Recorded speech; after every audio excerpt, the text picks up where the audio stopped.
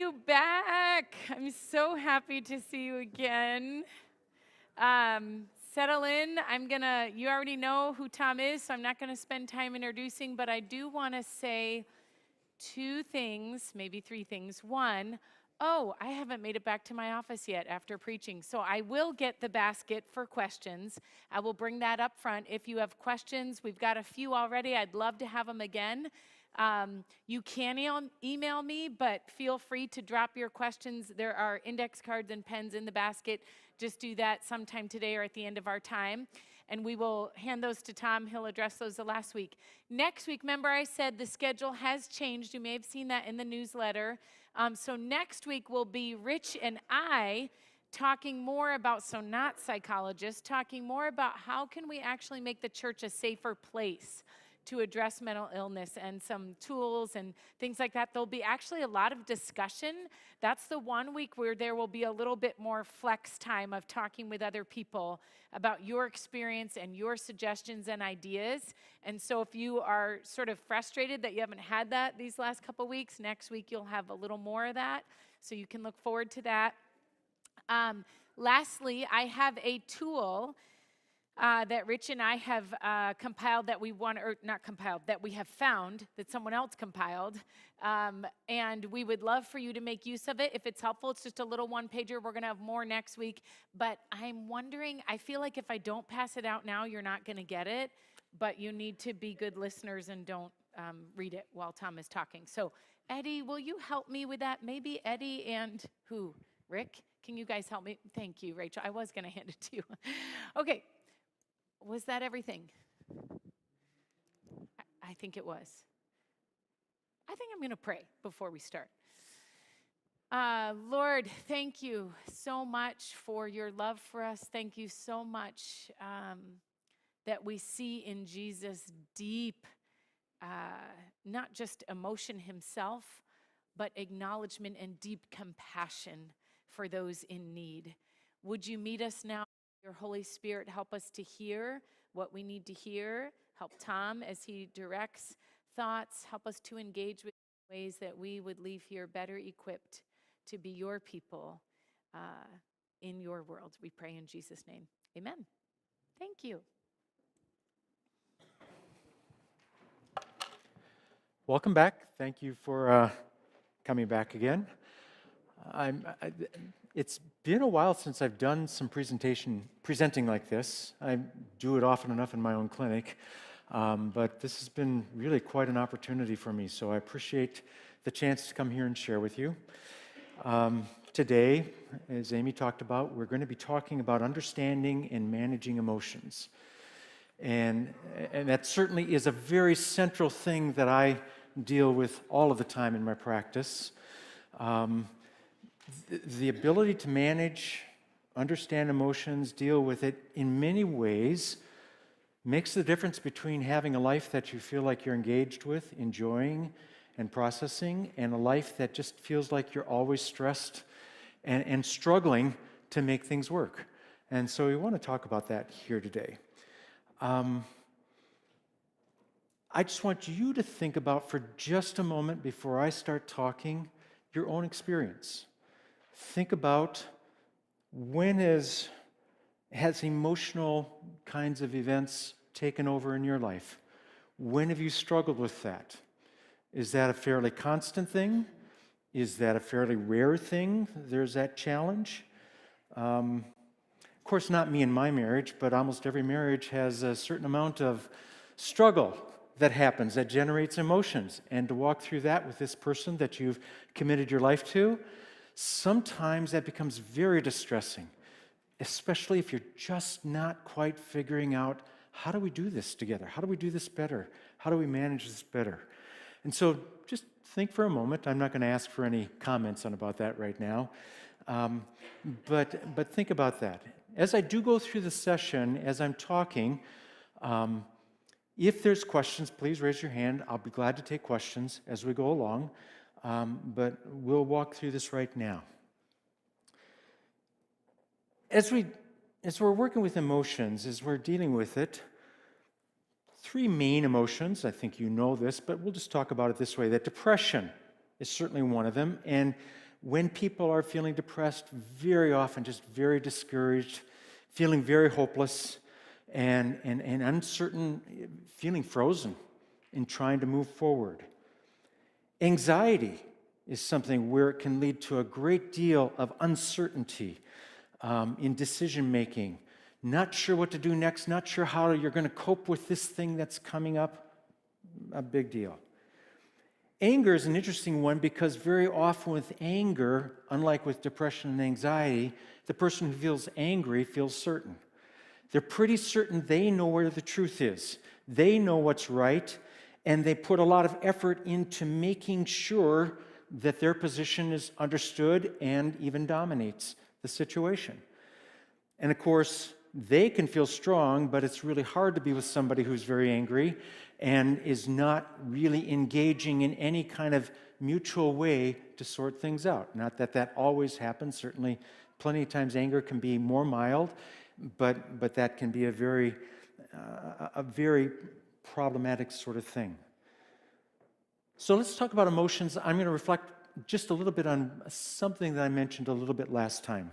That emotions are a product of something called the limbic system, this tiny little piece right in the center of your brain that is done developing by 4 years of age.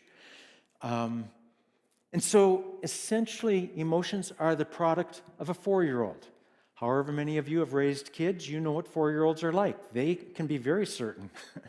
They can be very stubborn. They can be very demanding because they know what the truth is. And that's what our emotions do to us. When they emerge as that 4-year-old inside of us, there's a lot of certainty. There's a lot of direction. And sometimes it's very difficult to get inside and change what that is.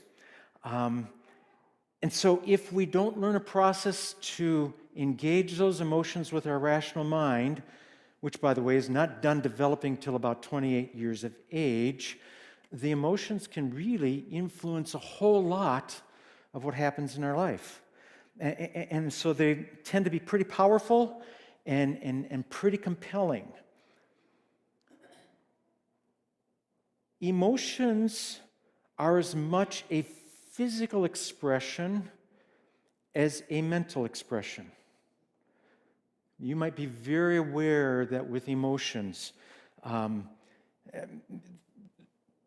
you can get that tense stomach, maybe nausea, a tight neck, heat, sweating, a churning stomach, a dry mouth, jitteriness, diarrhea, as well as other sorts of things, as well as just that overt experience of sadness or anger or fear. And every person tends to have one of these that's a bit more prominent than the other ones. Mine's anxiety. So anger is just nothing, hardly ever, that I experience much of at all. Maybe a touch of depression. Mine's anxiety. Everybody's going to have one of them. Then just process for a moment. You might know immediately what your major one is. For me, that anxiety can create some uncertainty. Be concerned what others are thinking. Make sure that I'm living up to, being good enough, whatever it might be. When I'm working with those who are depressed, they often feel totally lost, uncertain, and hopeless. They can't see a path forward. They feel very insecure about any decision. They just want to withdraw, hold back, shut down, cut life off because it's too hard, it's too difficult. At the end of this session, we're going to be talking about suicide. Certainly, depression is one of the emotions where we tend to engage suicide more, although, interestingly enough, anxiety and anger can both lead to depression. Anxiety, just kind of giving up, it's too hard, I'm not up to this.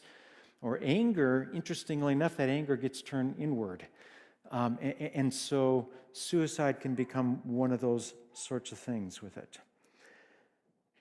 When I'm working with those who are angry, they live with a lot of agitation, a strong sense of certainty of what is wrong with the other and the situation.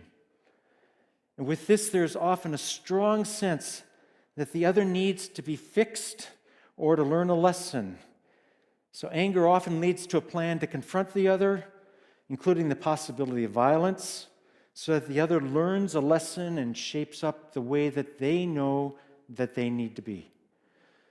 So that anger certainly disrupts, impacts a whole lot of things that are happening here. So I want you to take a moment and think about what your primary emotion might be that comes along. And even if there's an adjunct emotion that you tend to feel very much, think about that for a moment. Just process in your mind what has happened in your life as you've dealt with what your primary emotion is. What problems has it created? How has it interfered? Where have you gotten stuck? Just reflect on that for a moment. And as you do that, remember that this is the production of a 4-year-old part inside of you. It's a child that's taking over inside when it becomes very intense. We might add our rational mind to justify it all, but it's a child inside that's generating that inside. For some people, that's really unnerving to think that as an adult, there's this child that can have that much control, can have that much impact, can take over, as opposed to, no, I know I'm right, or I know I'm wrong, or whatever it might be there with that. Very important to be aware of that. As we talk about then stepping into how do we begin to manage these emotions? How do we begin to take charge?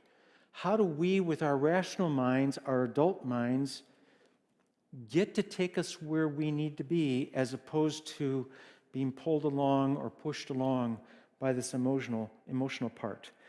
And I have this 3-word formula that I teach to virtually everybody I work with. Pretty simple formula, but the 3 parts of it are acknowledge, examine, and choose. So those 3 things: acknowledge the emotion, examine what's all involved with this. What am I facing? What am I dealing with? What am I having to contend with? And then choose. What is going to be the next step that I do with this? What do I want to do? How do I want to take care of this? The formula is fairly simple to remember, and many of my clients report that when they start to utilize it, they feel like they're making some better decisions. And so as you think about it, think about a situation right now where maybe you've been kind of hooked. I'm going to give you just a moment just to think. Put those 3 words in your mind. Acknowledge what's going on. What am I experiencing? Examine that situation. What are the parts of this? What's taking place? What am I having to contend with? What do I have to deal with? What do I need to solve? And then the choose becomes that last piece. What is the best path for me to take here, to take care of this? And as you are thinking of choose, just hold on to this thought. Most likely, if you listen to the urge of your emotion, it's not likely to be a very useful strategy. If you listen to that anger, if you listen to the fear, and organize around what the emotion is directing you to, not likely to be all that effective, all that useful as you try to do that.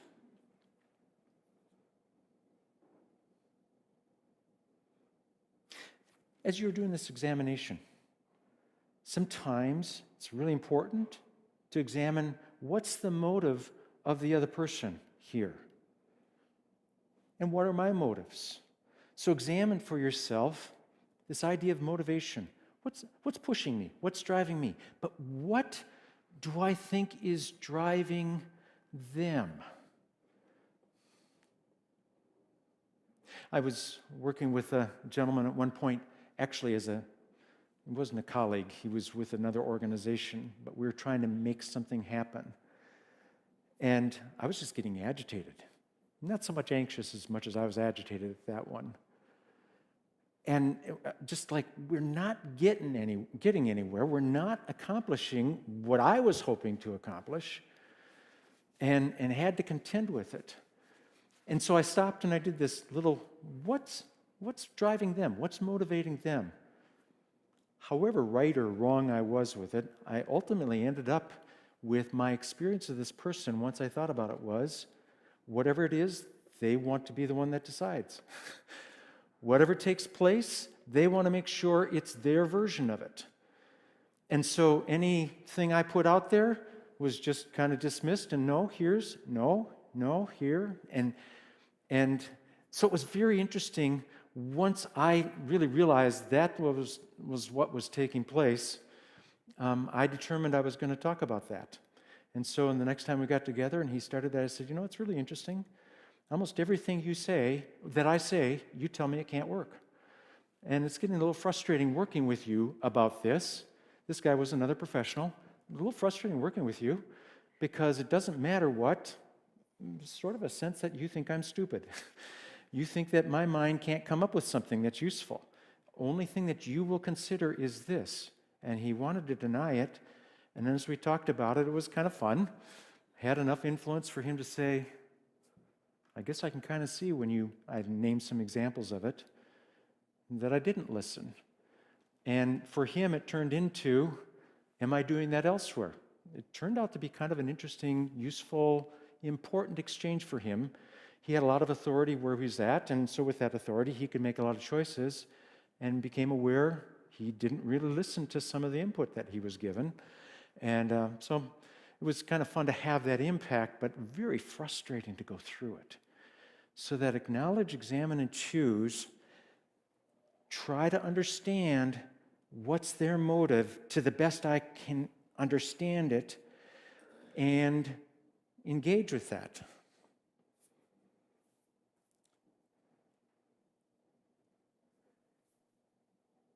It's also important, though, if that is happening with that you examine, what are my motives? What am I trying to make happen? What do I think the right outcome is? And it's a different story to stop and say, what are my emotions or what are my motives, as opposed to just being driven by my motives. If I ask what my motives are, I don't know if I'll say it's a come to Jesus sort of moment, but sometimes it is. If I look at my motives carefully, do I discover, in fact, I'm just going to be the one that's in charge. I'm going to be the one that's right. I'm going to even say this is important as a parent. I would like to convince you that I was an amazing parent all the time, just so you know, okay? And I did okay. I mean, our daughters are pretty successful, and we've enjoyed what life is with them. But even what is my motive as a parent?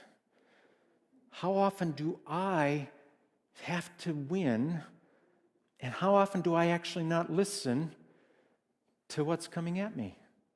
How often do I not listen to what's happening? And now I'm doing it as a grandparent, which I love, but I'm making myself stop again because it's so easy to come in as the smart one and take over, and to really listen and draw out what a grandchild thinks they want to do and why and where, and explore and step into that with them.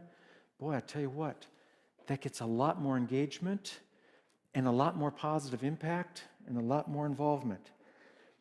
But if I step back for a second, the emotions, they make you certain, because you feel them with intensity, that you are right. And that's the piece that's just so important, that we stop thinking we're necessarily right with all of that.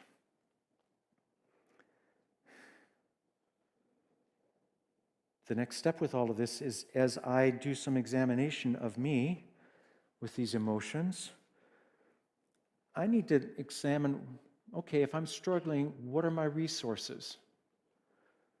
Where do I get some input? Where do I get help? I will tell you, one of the blessings of my life was when I started the clinic with my two partners, they were both just really sharp, smart, caring people. It was nice, not in a business meeting, but in other times just step aside and say, I'm struggling with this. Can you talk to me? Can you help me? I want to sort this out. Now, I'm the one that everybody else was coming to for that. Even if you are, in fact, very successful, to stop and ask, to invite, that will help you, I think, become much stronger there. So the question is, who might you invite to support you, including giving external reflection or direction to what you might do? Notice for a second, if you tend to trust your gut, you tend to trust your thing, what have been the outcomes of those kinds of situations where you just press because you know you're right? Pay attention to it for a second. What are the outcomes that happen? How well have these worked out for you? How well have they actually guided and directed you? How often, and maybe not often, but for some of you, maybe quite often, there's just a lot of turmoil. There's a lot of challenge. There's a lot of struggle when you try to take charge. Pay attention to that.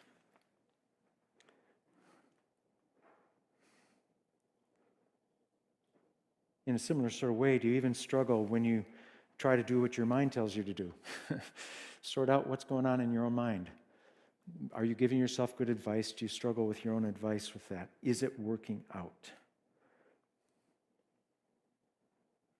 So, if you're to follow through on this acknowledge, examine, and choose, for a moment, just think for yourself, what might be different? If I hold on to that, consider, without knowing exactly the outcome for you right now, what might that outcome be for me if I were to stop and actually acknowledge and actually look at, think through what I believe is right here? And if I actually worked hard to make sure I'm choosing something that's maybe a better way to go.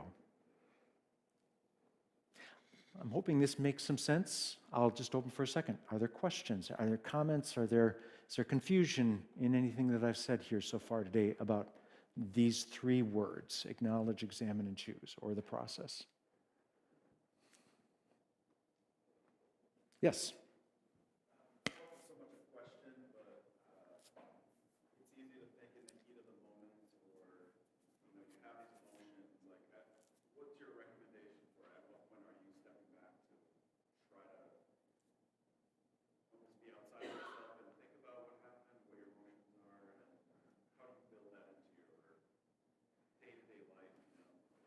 Great question. Great question. How do you actually build that in? Frankly, I think it's different for different people. So in fact, there are people who almost so quickly yield that they don't actually listen to what they're thinking. I'll get to your version in a second. But they are so either insecure or they yield so quickly, they stop trusting themselves or trusting that their idea could be beneficial or useful. So that's the flip side of what you brought here. And fortunately, there's plenty of people who, when it's happening, they engage. But the situation you're talking about, how it tends to be intense.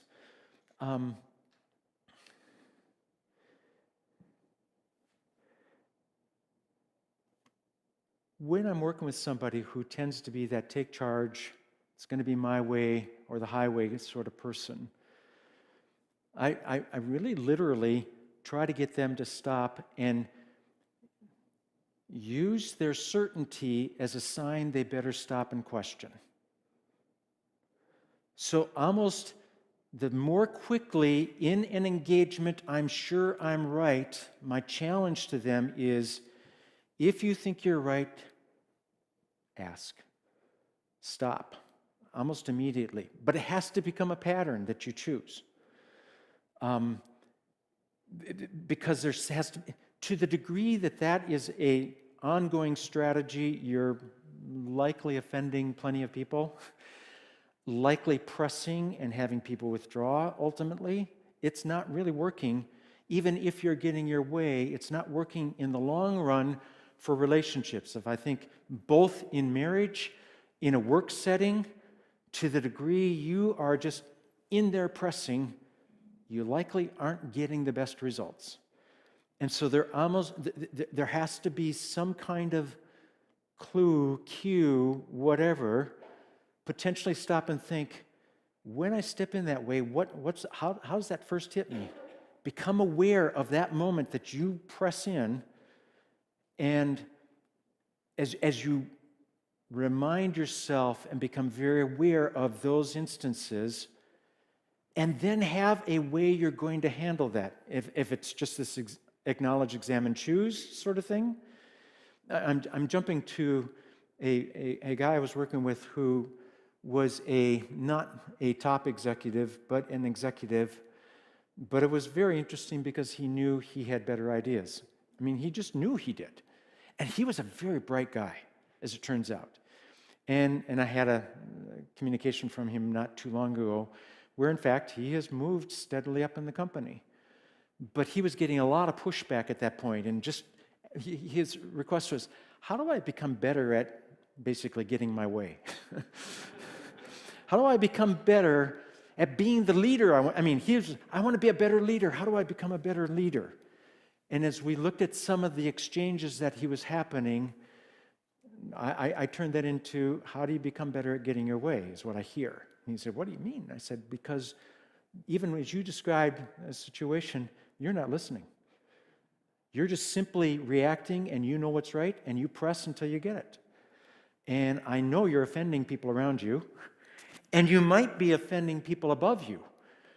And they're going to look at this and say, we got to be careful about this. And so we just worked really on this basic model here. His cue became, the more intense he felt about something, the more certain he was he better check it out. That certainty became his cue to stop and consider. So does that sort of answer your question?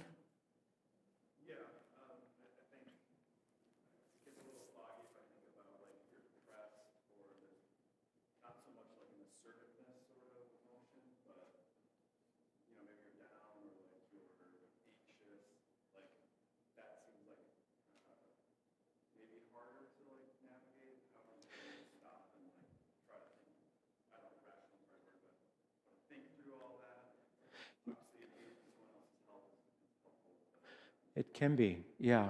And that's my best answer to that is sort of, that's why we're talking about acknowledge, examine, and choose. If you can really build that in as your model for dealing with your own times of depression, your own times of anxiety, you have to be the one that kind of directs yourself through that. Potentially you could ask somebody else, but it's so much of it that's inside with your emotion, your struggle, your uncertainty, and especially with anxiety and depression, there's always an element of uncertainty with those two. Anger, there's the element of certainty. Anxiety and depression, there's the element of uncertainty. So it might even, and I don't know if I've said it this way before, might be even the sort of thing that I've got to trust me to think about this instead of just letting these emotions guide me. I've got to trust me to examine it and treat it as an event happening to me almost more than me with that. So I have used that. So it's an event happening to me when the depression or anxiety hits. I'm going to examine this, and that's where I'm going to stop and think about it rather than just let it tell me what the truth is. So I guess that will be my answer there. Okay. Yes?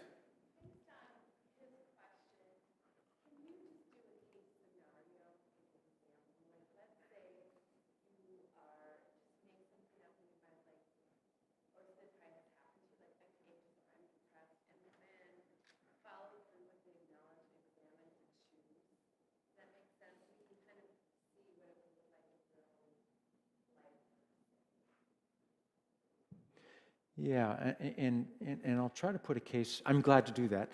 That makes sense to do that. We're fine with time. I'm glad to do that. It's not unlike what I said, but I will say for some of my clients, they actually have written these words down on a card. and they carry it with them. And when they feel it, they pull it out because it reminds them, instead of having to remember it, it reminds them, I've got to do this. And so let's say it's anxiety, because I can talk about that when I've been anxious about stuff. I'm remembering an event back much younger, but driving along one day, and all of a sudden I just got this panic attack that hit me.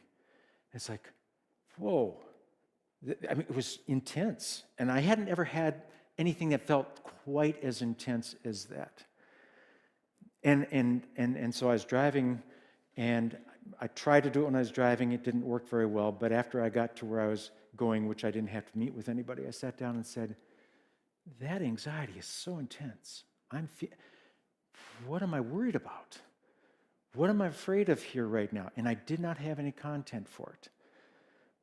And so I just felt the anxiety, felt it, tried to make sense of what was going on there. And as I kept on exploring, I sort of even went through scenarios. Is it work? Is it my marriage? Is it the kids? Is it... And all of a sudden, then it just hit me. We were in a situation where we were in kind of a financial bind. And it wasn't really like we won't get through it. I just realized at that moment, it really scared me, the possibility of collapse. And so I made a point. Not right then, I made a point later on to sit down and just look at the books. Look at what's here, what do we have, what do we owe? And part of the pressure was there was this deadline of getting this thing paid, and not quite sure where we're going to get with that.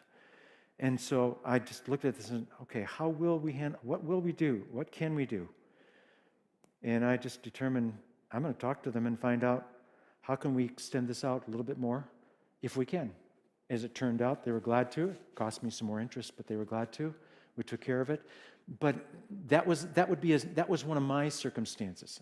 I've reflected back on that often enough. That's why it was easy for me to bring up to you here right now. It was just one of the most intense moments I'd ever had, and I did not know what the content was when it first hit me. I just was feeling all of this anxiety. So it's just stop, feel the emotion. I looked at it. I just started trying to scan my life to say, what is this about? And I hit that, and that's it. So I don't know if that helps you. That was my experience of that whole thing. So emotions will always be a part of our experience. Becoming skilled at handling them becomes pretty essential to make life work for us.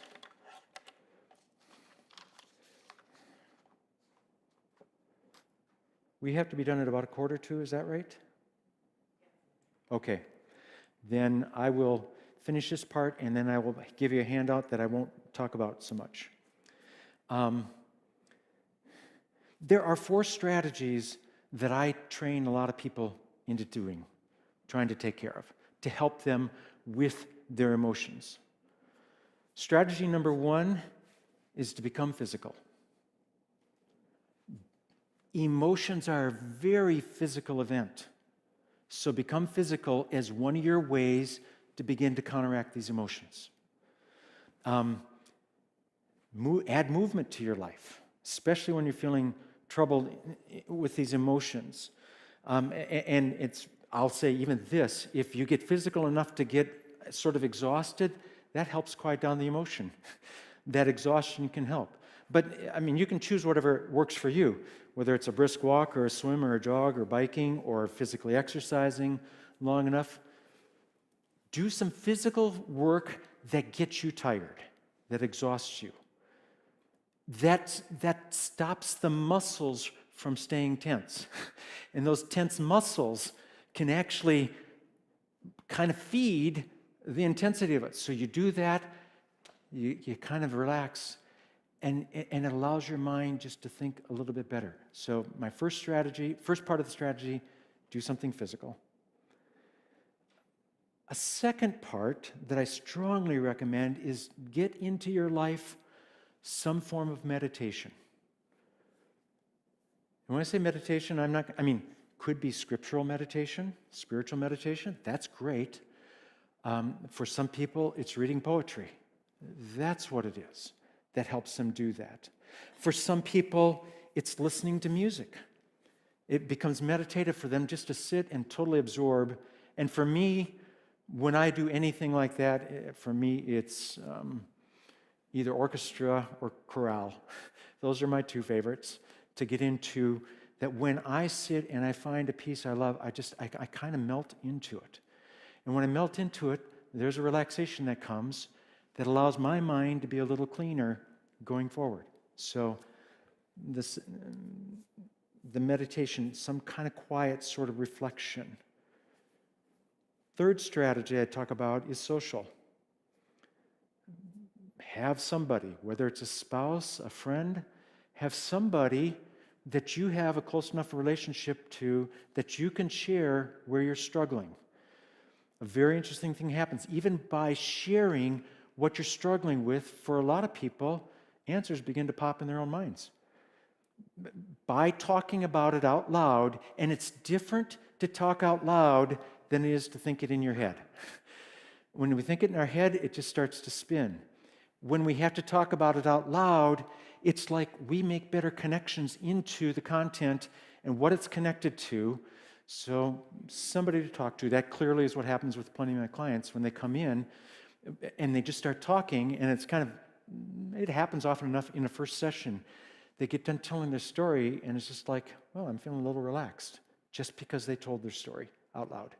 So some kind of social engagement where you can have that, and counseling can be one version of that. And then journaling. I think journaling is a great way to talk to yourself.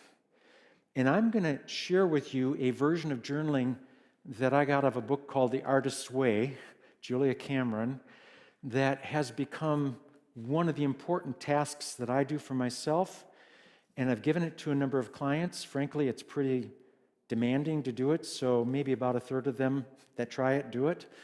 But the ones that try it think this is the best thing they've ever come up with. So I'll explain what the steps are. What is you take 3 sides of college-ruled notebook paper, and you start writing at the beginning, and you don't stop your pen until you fill up 3 pages, which, if you know what it's like to journal, that's not possible. Because you always write a couple sentences, and then you stop and you pause, and you think, oh, there's this thing, and then you pause and think, oh, I've got nothing else. This is different. You have to keep writing. So what you write about is the fact that you have nothing to write about. and sometimes you even go back to what I just wrote about, or I remember I wrote last time about this, but I can't think of anything else about that. 3 pages, mostly gibberish writing. Julie doesn't recommend this, but when I get done, I have a separate notebooks that I keep. I put a summary of my 3 pages of writing as a paragraph. And literally that paragraph, sometimes with 3 pages of writing, is not even a half a page of meaningful content out of what I wrote that day. Most of it is gibberish writing. What seems to happen with that gibberish writing is your mind is just searching for something to talk about. When you keep on writing about that fact that you have nothing to talk about, it's searching and looking and trying to find something that you can write, and then it finds something, and it clicks, and it's looking for something else. What it seems to do for me and for my clients that do it is it makes connections to material I never would have thought was connected to what I was just writing about here. Sometimes a memory of something that took place. Sometimes just a different idea, but boy, that applies here. I didn't know that was there. And so the gibberish writing is meaningful because it's forcing my mind to keep searching inside to find something to write about. I do that summary, and then when I go back the next time to read, I at least read the summary from my last time. And it's not always, but often enough, all of a sudden, boom, there's all this material. It's like I gave my mind that assignment to think about it, and it's kept thinking about it, and now when I come back to writing, it's showing me what it thought about and what it found. And so it's become just a favorite tool of mine to really organize my thinking, my understanding, my solutions, trying to get somewhere with all of that. So I love that strategy. The clients that do it love it. I'm even remembering one woman who came in just really complaining about her kids and her husband and all of this kind of stuff. At the end of the first session, I gave her this assignment. She came back the next week and she said, well, I'm not sure I'll have to see you anymore. I said, well, that was magical. What did I say that was so good? It wasn't what you said, it was me writing. She said, once I started writing, I began to realize with my kids what I was demanding of them. That wasn't possible of them. But I was demanding it and getting mad that they weren't being these kids that I wanted them to be. And with my husband, I was just really furiously writing about him. And all of a sudden I realized, wait a second, he's uncertain too. I'm really demanding that he fix me and take care of me and make everything okay, but he's at work, and so I got to be here, and he should be. And so she let her husband start to read her journal. That really opened his eyes up to what was going on. But she came back the next time. She said, I don't even know if I have to come back in again, because this has been so powerful for me. I get me now in a whole different way than I ever did before. So I love that process. If I can get some help here, I've got some things to pass out here. There was a request that I at least talk on the area of suicide here. And I'm not really going to talk much about it today. You're certainly aware of it. What I've done here is create a list. I just pulled it off the internet. This is from 2020, Suicide Data and Statistics. I'm writing about this because, in fact, suicide happens at any age, but for those of you who have adolescents, it just feels more scary, more treacherous, more uncertain what's taking place. This is not so much telling you what to do with it, other than what I'll say is, with suicidal sorts of issues, get help. If you discover that your child is suicidal, don't hope it will get better. Make sure you get help. But what we have, the first list I have here are, what do you pay attention to out of what your child is saying, or it could be an adult too. But what are you noticing? Such things as hearing remarks about profound unhappiness, or seeing them give away prized possessions, or loss of interest in activities they've been really involved in. Certainly direct suicide threats. Marked emotional lability, they are just up and down, or a recent suicide in the family, abrupt change in adolescence, dwindling academic performance, failure to complete assignments, lack of interest, change in relationships, these kinds of things. It's just very important. I don't know how many of you have adolescents, children. This also applies to somebody who's not an adolescent. Those same things, if you experience this in a spouse, see this happening there, in a friend. Now, in fact, for the number of people at the very top of this page, you see 12.2 million adults in 2020 thought about suicide. 3.2 million made a plan, 1.2 million attempted, and 46 million died. That's still a lot of people. And males are 80% of suicides, and adolescents are 14% of suicides. It's one of those things that we really hope we never have to touch on, be aware of, have to contend with. But I wanted to give you this data and these myths and facts just to be aware and notice. Not so much something that I think I need to teach separately from just giving you this information, so that's why I put this at the end of the presentation in this fashion. But invite you to pay attention to this. Note what might be true about this as you contend with what's happening in your own life, the people in your life. Just be aware of it. Really important. One of those, it's kind of a depressing thing to stop on here from today. Hoping that what we've talked about today with emotions and managing it gives you some strategies to think about how to contend and to take care of that. Do want you to be aware of this without us going into great depth on it. So that's the end of my time here, so I'm going to stop and let Amy come up.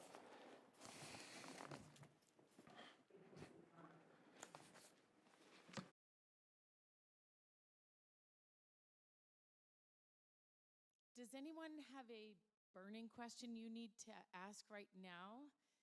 Otherwise, I have one. I would love, Tom, for you to just, and then we'll close with this. He's just going to give a quick answer. Sorry about that. Answers for everything. Great answer, another great answer. Okay, so I think one thing that would be really helpful is we all deal with anxiety. We all have a sleepless night or an anxious moment or whatever. We all feel that. One of the things that I think would be helpful for our people is to know how can we distinguish between whether that's sort of normal anxiety that I'm feeling or whether I need to or our loved one needs to consider being getting some treatment for general anxiety disorder. Help us distinguish between, in the same way you're giving us tools on suicide here, what about anxiety? When is this something we should pay more attention to? Well, and I'll talk about any of them. Anxiety, depression, thank you. Anxiety, depression, anger.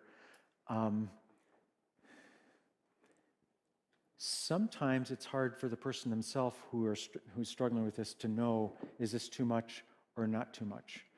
And so another person alongside might be more effective in assessing this. What I'll say is true. I don't send this out to people to come in. People come in who are at that point. Very often they come in when they're just totally distressed, totally overwhelmed. And it's not that it's necessarily too late, but it takes more work just to quiet them down and then start to work on it. So any of the three of them, notice if in your life this is becoming kind of a center point of your engagement of life. In fact, as I'm anxious, it's like I'm anxious everywhere, or I'm overwhelmed almost everywhere. As opposed to, oh man, this is a tough assignment. I don't know if I can do this or not. But that person goes about and figures out how to do it, and they do it. They're not paralyzed. They don't stop functioning. So we're really looking with the three of them, if at some level you've stopped functioning. Depression, a lot of people are a little down, a quiet sort of downness, but life is working. They're making it work. When it gets to the point that they're frozen and they don't even want to go out of the house, that would be a time, boy, even really but before you get to that point, that's where you want to go. Anger is probably the toughest one to talk about because so many people who are angry just know they're right, and they're handling it perfectly. They've got the answer. What's wrong with everybody else? And my best response for the person who anger is the issue is what's happening to relationships? Are you losing relationships? Are you getting more and more isolated? Are you being ignored more? Are people just avoiding you? That would be a sign at that point that your anger has become a problem. It's not a tool that's useful. It's become something that's inhibiting making your life work. So it really is sort of some kind of intensity in terms of relationships. What's the impact on my relationships? What's the impact on my functioning with what I have to do every day? Is it stopping me from accomplishing that? What's the impact? Relationships. Is it affecting relationships? So those would be the kinds of things where there's this intensity that I can't just ignore this, I've got to pay attention to it. So that's my best answer to that. That's great. Thank you. Would you join me in thanking Tom today? It is hard to cover these topics briefly. We're going to let you go. I think, the only thing I'm going to put an exclamation point on, because I'm a pastor, is, sometimes you think about therapy or psychology as getting real inward and thinking about your own thoughts and feelings. I hope you're hearing the communal element embedded in all of this, that we actually need one another to be mirrors to each other and to say, hey, you might want to consider this is what I see. That's what we do for one another in all our relationships, marriages, workplaces, but in the church, in one another. So I just want to, we need one another to do this well. So there you have it. Go. Have a great week. Come back next week. We look forward to seeing you. Tom will stay if you have questions, and here's our little box ready for you.